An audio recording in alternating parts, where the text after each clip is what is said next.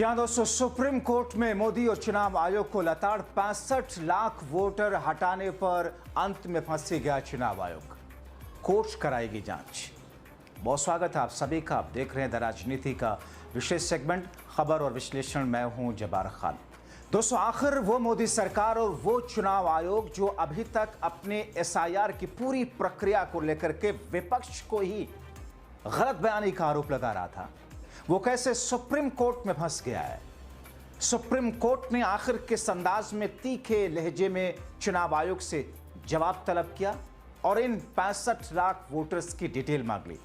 और supreme court ने यह क्यों कहा एक एक वोटर से 65 लाख में से सबसे संपर्क किया जाएगा, अगर गलत निकला तो फिर इस पूरी प्रक्रिया को भी रद्द किया जा सकता है। दोस्तों विस्तार से आपको बताते हैं कि हुआ क्या है। देश की राजनीति में एक ऐसा धमाका हुआ जिसने बिहार ही नहीं पूरे देश को हिला दिया। क्या आप सोच सकते हैं कि आप एक राज्य में अचानक 65 लाख वोटर गायब कर दिए जाएं? और इससे बड़ा धमाका सुप्रीम कोर्ट ने हथौड़ा चलाकर कर दिया। दोस्तों, देश में मचे बवाल के बीच में कोर्ट के 3 जजेस के बेंच, जस्टिस सूर्यकांत, जस्टिस उज्जवल भुइया, जस्टिस एन कोटेश्वर सिंह ने निर्वाचन आयोग को साफ साफ निर्देश दिया तीखे शब्दों में कि वो 65 लाख वोट जो हटाए गए हैं, पूरा विवरण 9 अगस्त तक सुप्रीम कोर्ट के सामने लाइए। ये साफ कर दिया कि अब ये जांच का विषय है, इसकी जांच कराई जाएगी। हर प्रभावित व्यक्ति से संपर्क करके सच्चाई सामने लाई जाएगी। और आपको ये भी बताऊं दोस्तों कि अगर गड़बड़ियां मिली तो सुप्रीम कोर्ट ने चुनाव आयोग पर, जैसा पिछली सुनवाई में कहा था, कि हम इस पूरी प्रक्रिया को भी रद्द कर सकते हैं अगर हमें जरा भी संदेह लगा। इस लिस्ट की एक copy association for democratic reforms यानी कि एडीआर को भी देने के लिए कहा सुप्रीम कोर्ट ने, ताकि पारदर्शिता बनी रहे। अब हर किसी के मन में यही सवाल कि क्या वाकई जिन लोगों को मृत बताया जा रहा 65 लाख वोटर मर चुके थे, या फिर पलायन कर गए, या फिर कोई सोची समझी रणनीति है। दोस्तों, यानी कि अब चुनाव आयोग को दिन में तारे दिखने का समय आ गया, क्योंकि अब इन 65 लाख वोटों की जांच होगी। और ये जांच यूं ही नहीं है, बल्कि एक वोटर से संपर्क करके तह तक पहुंचने की कोशिश की जाएगी। हलक सूख रही है मोदी सरकार की, चुनाव आयोग की। स्वाभाविक तौर पर उनकी तो सूख नहीं है।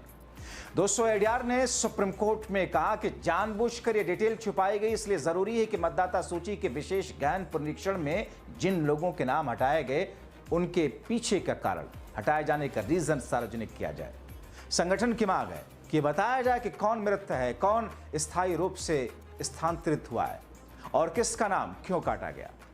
एडीआर की ओर से पेश वरिष्ठ वकील प्रशांत भूषण कोर्ट से कहा कि साहब 75% वोटरों ने जरूरी दस्तावेज दिए नहीं, फिर भी बीएलओ की सिफारिश पर उनके नाम काटे या जोड़े गए।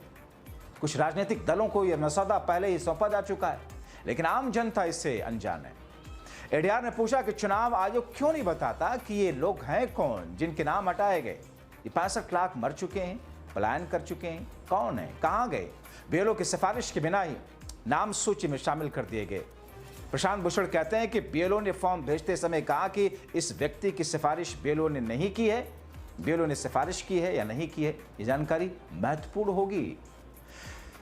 दोस्तों, सुप्रीम कोर्ट क्या कहता है? जस्टिस सूर्यकांत ने कहा कि चुनाव आयोग की स्टैंडर्ड प्रक्रिया के अनुसार राजनीतिक दलों के हर प्रतिनिधि को ब्लॉक स्तर पर सूची उपलब्ध कराया जाना जरूरी है।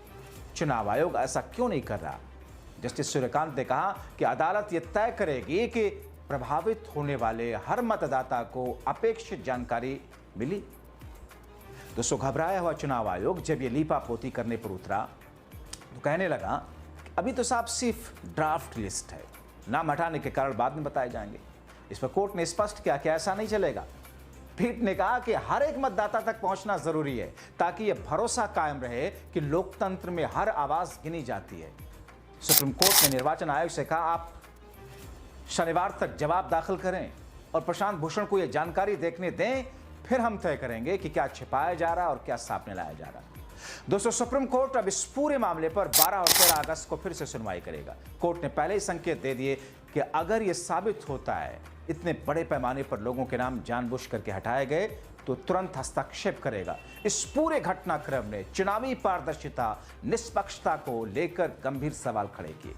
क्या वाकई 65 लाख लोगों की चुप्पी उनकी मर्जी है या उनके इस प्रक्रिया से बाहर करने का प्रयास किया गया?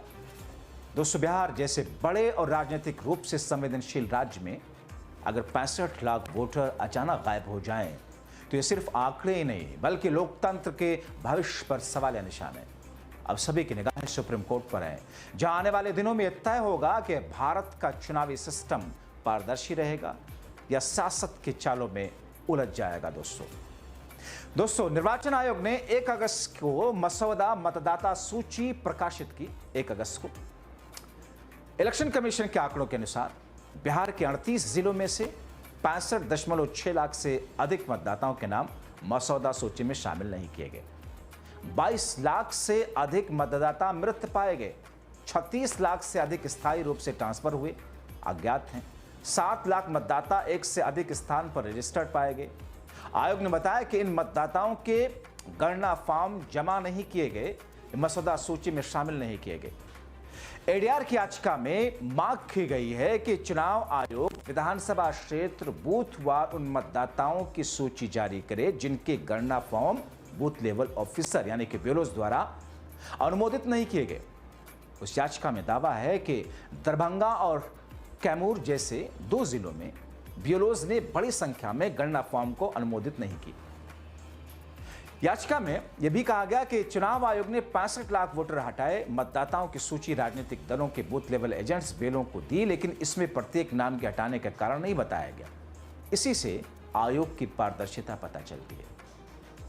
दोस्तों, हालांकि चुनाव आयोग लीपापोती करने की कोशिश में यह कह रहा है कि अगस्त से 1 सितंबर तक दावे गोपनीयता का दौर चलेगा। आपत्तियां का जो दौर है वो चलेगा, यानी कि किसी का नाम है या किसी का नहीं, जिसमें गलत तरीके से हटाए गए मतदाताओं को अपनी शिकायत दर्ज करने, सुधार करने का मौका मिलेगा। अंतिम मतदाता सूची 30 सितंबर को प्रकाशित की जाएगी। ये मामला बिहार के आगामी विधानसभा चुनाव से पहले एक प्रमुख मुद्दा है। सुप्रीम कोर्ट इसकी सुनवाई से मतदाता सूची की पारदर्शिता और निष्पक्षता पर बड़ा प्रभाव डाल सकता है, क्योंकि सुप्रीम कोर्ट में सुनवाई चल रही है। सख्त लहजे में जवाब मांगा गया। तो ऐसी स्थिति में दोस्तों, जब एक तरफ इस पूरे मामले को लेकर के संसद में विपक्षी पार्टियां, जैसा कि आप तस्वीरों में देख रहे हैं,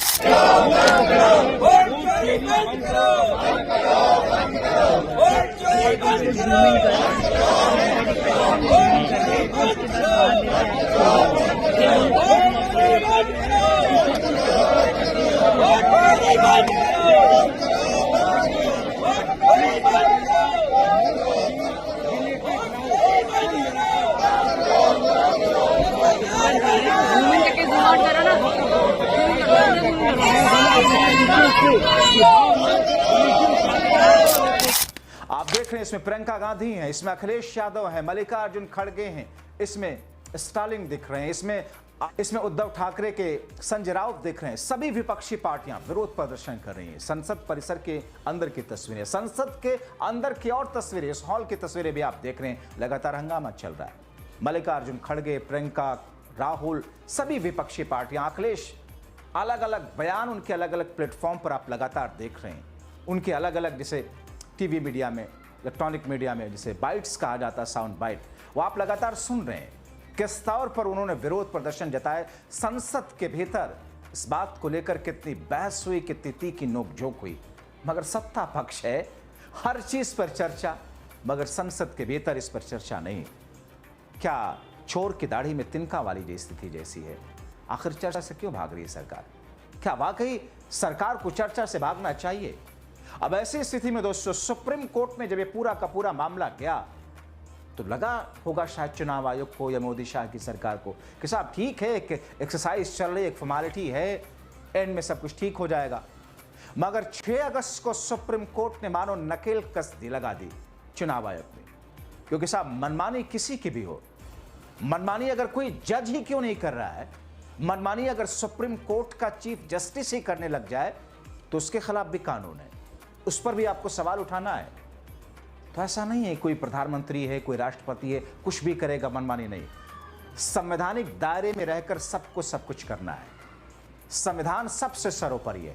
इसीलिए सुप्रीम कोर्ट के सीजीआई ने बार बार साफ किया कि नहीं, संसद सर्वोपरि नहीं है, मैं ये भी नहीं कहता हूं कि सुप्रीम कोर्ट सर्वोपरि है, लेकिन मैं ये कहता हूं कि संविधान सर्वोपरि है।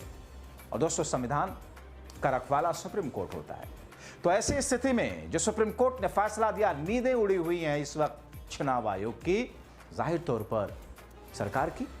अब ऐसी स्थिति में इंतजार करना होगा कि इन पूरी जो डिटेल मांगी गई है, तीखे लहजे में जो सवाल सुप्रीम कोर्ट ने किया चुनाव आयोग से, कितनी डिटेल वो दे पाता है और उसमें खामियां पाए जाने के बाद किस तौर पर इस पूरी प्रक्रिया को सुप्रीम कोर्ट रद्द भी करता है। इंतजार करना होगा। अभी के लिए इतना ही। बहुत शुक्रिया।